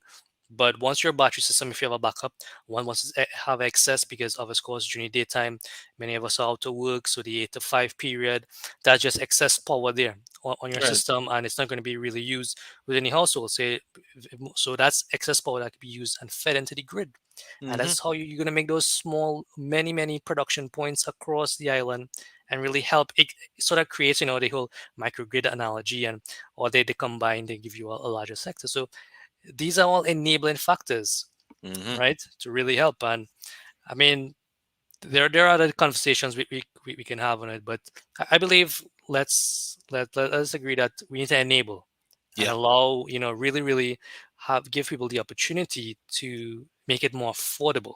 Not just Yes. tell them do this because it's good for the environment, it's good at, but how, because not everyone is at the same playing field economically. So you need to have that term equity and energy equity, Yes. right? Yes. Because a point something I really wanted to mention when you said there, certain large scale buildings or households, why do some households have way more energy use even though they're paying by right? They say, Mm-hmm. okay, I use but I pay, but is that energy equity in terms of the price that's going to happen on a next scale? And there are Mm-hmm. many factors like power factors and stuff in terms of creating bad power factors and electrical Yeah. ideas and how that's going to affect other consumers on that system. So energy equities is another conversation, but I really like the ideas here in that we've brought up here in terms of enabling Mm-hmm. small homeowners to have access to these photovoltaics in particular, because it's the most accessible one that we can have for our hometowns. Yeah. Yep. I don't know if you have any questions from the audience or anything like that. I've been following through the comments here. I believe it's general comments. Let's see any.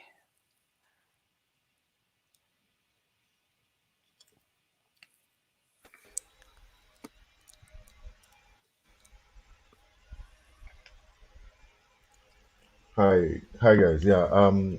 Thank you for the discussion. Thank you for the information that was sent. At this point, we'll wait for a few questions from the audience, but in the meantime, I'll just ask my question. Sure. So to the Sure. both of you, we think of renewable energy as the future of the world, but I think there might be a problem in the sense that in order to create the infrastructure needed for renewable energy sources, for example, the solar panels and wind turbines, etc. We definitely will have to we'll have to depend more on fossil fuels to create the parts and the different things that are needed. So, how much do you think that will contribute to our climate change problem that we have right now? And on Okay. top of that, the the waste that will be produced, for example, when a wind turbine breaks beyond the point of repair, what do we do then with those, the material that is left behind? Okay. So you're making two very good points there. Right. The latter one was in terms of the end use, so the what happens to the end life, and the first one was about actually the carbon footprint before operation begins. Because when operation begins, it becomes carbon neutral. It's not taking a fuel, it's not burning a fuel, it's natural. But Mm-hmm. before that, right? And actually, industries are now becoming carbon neutral in terms of the production. So, steel manufacturing, that's a very big industry that's heavily designed on fossil fuels. There are now industries that are moving towards carbon neutral ones. In terms of your wind turbines that you were talking about, they're actually moving towards biodegradable type blades also at the same time. But the research still needs to be done, especially the end use goal of all of these solar panels and how we're actually going to take them, refine them, extract back the silicon, and clean and process, and how you're going to move forward. That is still an issue because 20 to 25 years is general lifetime for your PV systems. But what happens after that 25 years, right? How are we going to have a industry now, like your question is, to now have a recycling system, something that is really foolproof, to have it biodegradable, or what are the mechanisms? So yes, it is an issue. It is definitely, but strides are being made to have that carbon neutral footprint before the actual installation of renewable energy systems. And that will be that's where we can say for sure, because that we're going to be carbon neutral no matter what now. But obviously, the fossil fuel industry is so embedded, it's so deep, rooted across so many companies and industries rely on fossil fuels. You can't take it out as yet in terms of really saying we're fully net zero at this point. Let me respond in a few ways. First of all, just the reality of physical chemistry is that the more carbon dioxide we put in the atmosphere, the worse it's going to get for us. All right. So fly high, fly low, do it now, do it 10 years, do it in 100 years. We have to necessarily convert to renewable energy. And the longer we take to do that, the bigger the problem. Now, it is true, there are what you might call embedded or embodied emissions in some of the renewable energy infrastructure that we're putting in place. But as Randy said, right, yes, you're going to have to spend some fossil fuel in the short term to put them up. But then you have a 20 or 25 years in which there is no emissions. And Right, scale. making sure that we change the supply chain for production of silicon, let's say, so that you don't need fossil fuels in it. That's something we can start on right now. And so in 5-10 years time, then those embodied emissions, we don't need to be thinking about them anymore because they'll be reduced to nil because we get through net zero. I see a question in the chat about, is net zero possible? Again, I say it is necessary. All right. We have to find a way to do it. Whether we do it now or later, we must. And I believe it is possible, but it is, again, a thorny problem that we have to wrap our arms around. Definitely. The next question here. Great conversation taking place. Unfortunately, I missed that part. But in a country like Jamaica that has several rivers, do you think doing more hydroelectricity would be worth it? Okay. So for Jamaica, one of the major problems for the current hydro plants, since their existence since the 1960s, 1965, and some recent research into them have shown that their production values have declined based on operation and maintenance, O&M.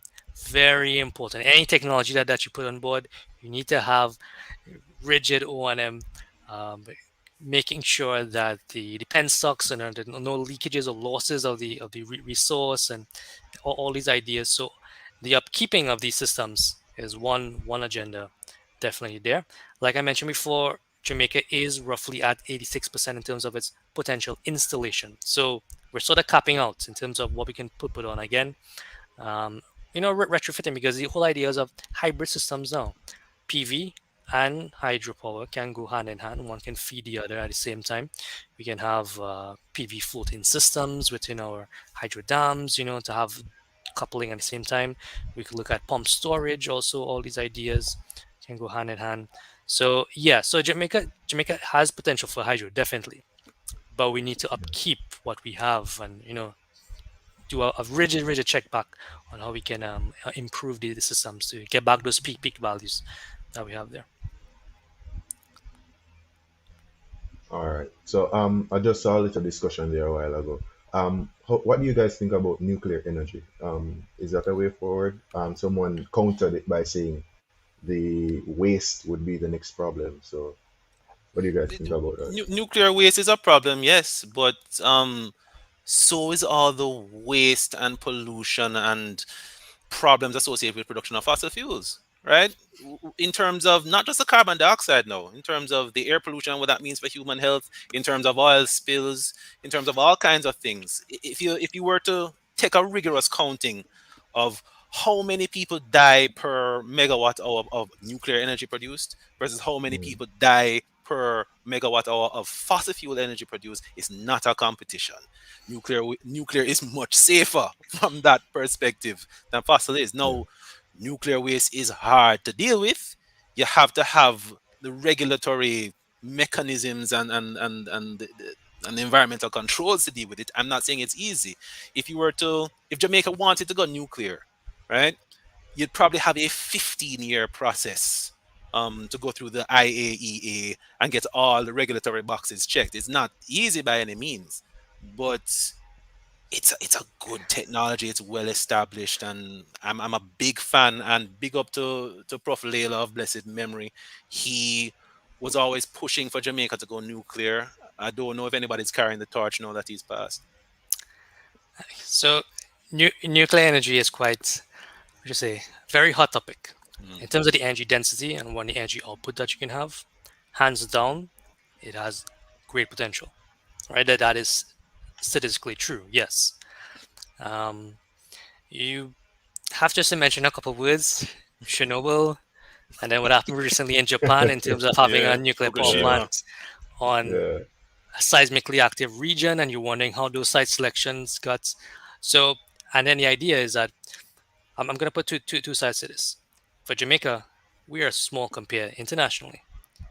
If you have any situation of safety being compromised, it doesn't matter where you're on the island. It is going to be taken out. You're going to be flattened. So the ideas of having what we Definitely. call floating systems or having these smaller nuclear plants on actual ships are actually new forms of, because nuclear energy, no matter where you go, is going to get a huge you know uneasy feeling, because as he just said, they're 15 years in the making and stuff. Yeah, it takes a lot of time to get all these clearances, right? But there have been some declines in certain areas. France is always a huge player in terms of nuclear energy at 90% back in 2011 or thereabouts, and then after the situation over with Japan there was a huge uproar with nuclear energy. So it's very controversial, but the numbers are true in terms of what it can give. But it's very controversial, and then the waste of the byproducts. That's our next the discussion on how we're going to safely do it. So it depends on who you're pitching nuclear to and whether their agenda, what's their agenda as it is. But for the Caribbean, in terms of capital costs and site Yeah. selection and all these ideas, Yeah. we have the other renewables that can go about as it is. Let's leave nuclear for those big areas that in the Yeah. event Definitely. that something happens, because like I say, that's my where you're in Jamaica, you'll be affected, and that's not something you want to go through. Anyone needs to go through. Yeah. Makes sense. All right. So we'll try to get at least two more questions in, as we're currently running out of time. So we'll ask this one. It's a follow-up question, kind of. They're asking if it would be a good idea for parishes to utilize alternative energy methods best suited to their terrain, natural environment, etc., like windy parishes using wind turbines, etc., etc. So, your guys' views. I'd say definitely. I mean, the thing about renewables is that it's very site specific, right? So whatever is appropriate for the particular site is what you should use. If you have a river, consider hydro. If you have a good wind regime, consider wind. Solar is good pretty much anywhere except maybe for some of the rainier parishes, and even then it's pretty good. But yeah, you have to Yeah. consider the local condition and do what's best. Right. To take for example in Manchester with Wigton and so forth, that's where the windy areas are much cooler. First time I visited there, I thought I was in a different country. All of a sudden, the temperatures and everything were much cooler. Yeah, so it's really site specific, more mountainous or mountain regions. You have those turbines placed close at the top to have that increase in velocity values. Definitely, but maybe the question was to about maybe we can think about smaller size wind turbines, probably to feed communities, smaller communities and stuff at the same time, and see how that can feed rather than those large BMR and Wigton. Definitely, that's something we can also look into, having smaller scale wind turbines to feed for more localized regions and stuff. Definitely. Definitely. Thank you, guys, for your answers. Thank you, guys, for those questions. Definitely, you can see that the interest was there for this discussion, guys. Yet again, we say thank you for the time taken, and we hope to take what we've learned here and inspire others and do our best to contribute to a positive change as it relates to the Caribbean on a whole and climate change. So, thank you again. Thank you for having me here. Glad to be here. Great talk. And big up on yourself for this initiative. I think it's important that Very young much, people in yeah. particular focus on these issues, because these are young people issues. It is only we're Yeah, going to have to deal with definitely. it. Yeah. So It is the younger like generation that have to live with the effects of what's going to happen 30, 40 years from now. Yeah. I Definitely. like how Mr. Linda is like, I'm gone, guys. You got to deal with this right Me young, but me not young like some. All right, guys. Thank you so much again. Thank you. Okay, take care. All right, Bye. peace and love. Thanks.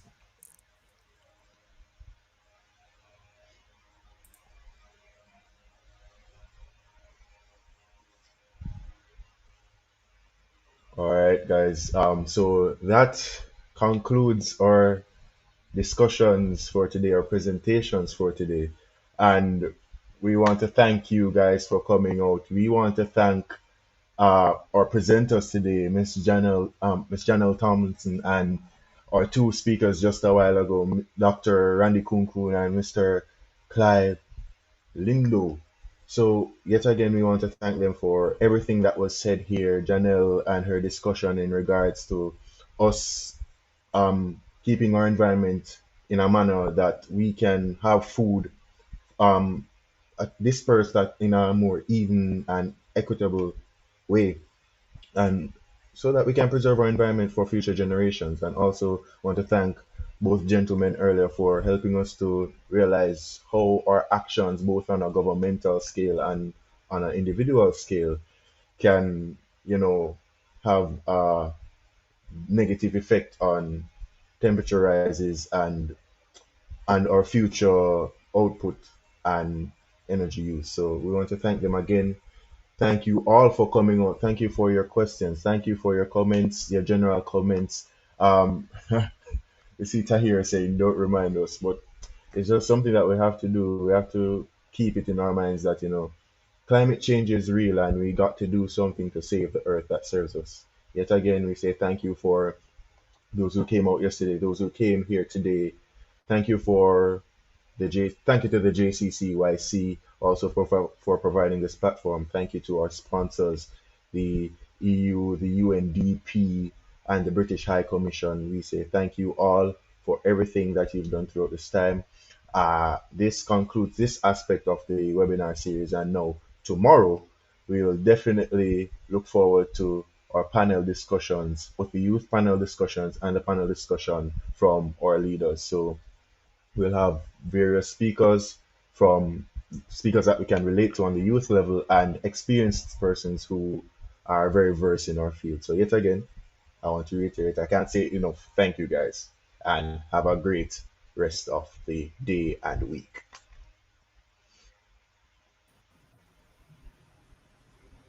And I would like to also take the time out to say thank you for coming out.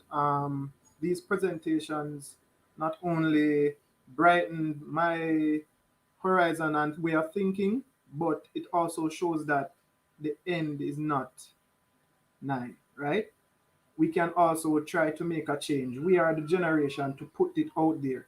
So again, thank you guys for coming out. I'm honestly chuffed to bits right now. And as Leighton said before, please come out tomorrow for the panel discussions. Lots of big speakers there as well. And it's highly appreciated of you guys to come. And you guys can still share, right? I appreciate you all. Thank you to the JCCYC again. Thank you to the European Union, the British High Commission, and the United Nations Development Program. I thank you all for our support as well. Khalil, one thing I must say, we can't say it enough. We want to thank our speakers for availing themselves to educate us on how we, the youth, can play our part in saving the earth that serves us. Thank you again to our audience for availing yourself to make the decision that you're going to come out and listen and be a part of the change, as we have to be and play our part in advancing the welfare of the whole human race and the earth itself. Thank you.